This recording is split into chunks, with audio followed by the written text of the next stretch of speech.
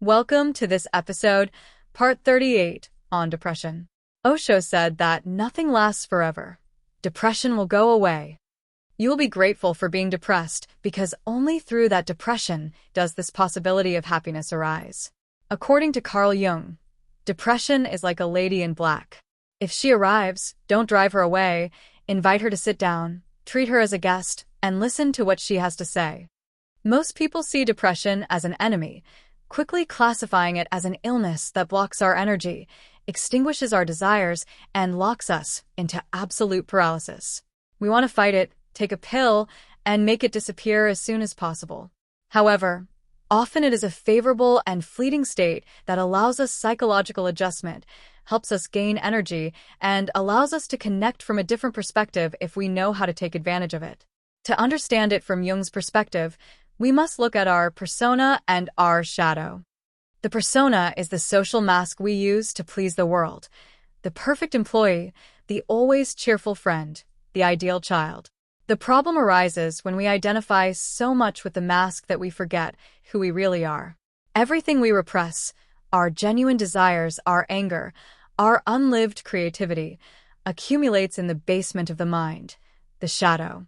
When you expend all your energy maintaining the mask and denying your shadow, the system collapses. Depression then appears as a defense mechanism of the mind itself. It cuts off the energy supply to the outside world because that energy is being used to sustain a false life. Your soul literally goes on strike. Jung thoroughly studied ancient alchemy and discovered that alchemists purified materials by passing through a mandatory first stage, the nigredo, or purification by blackness. It was a phase of decomposition, chaos, and darkness. For Jung, depression is our own psychological nigredo.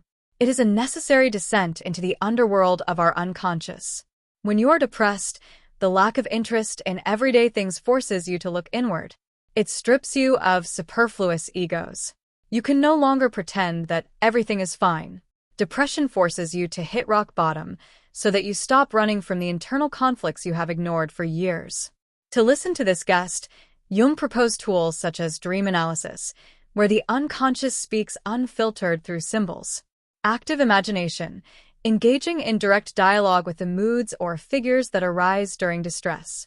Artistic expression, painting, writing, or sculpting the pain to bring it into the world and understand its form. Depression, viewed through the eyes of Carl Jung, is not the end of the road, but a painful transition toward a more authentic version of yourself.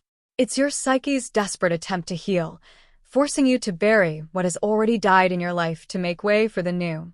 In the end, if you have the courage to sit with your shadow and listen to the lady in black, you won't emerge unscathed, but you will emerge transformed, more whole, more you. Depression is often the prelude to a renewal of personality. It's the process of individuation in action, the journey to become the authentic person you were always meant to be. As Jung said, the sole purpose of human existence is to kindle a light in the darkness of mere being. The next time you find yourself in a depressive state, remember that it's not a failure, it's a calling. Listen to that woman in black, ask yourself profound questions, and dare to give voice to what your soul truly needs. Have you ever experienced this kind of forced pause to rethink your life? Share your thoughts in the comments. Don't forget to subscribe for more analysis of depression from the biology of meaning perspective, part 2 with Ken Wilber. Give this video a thumbs up and share this message to raise awareness. Learn science with awareness because in health isn't neutral, it's vital. See you in part 2.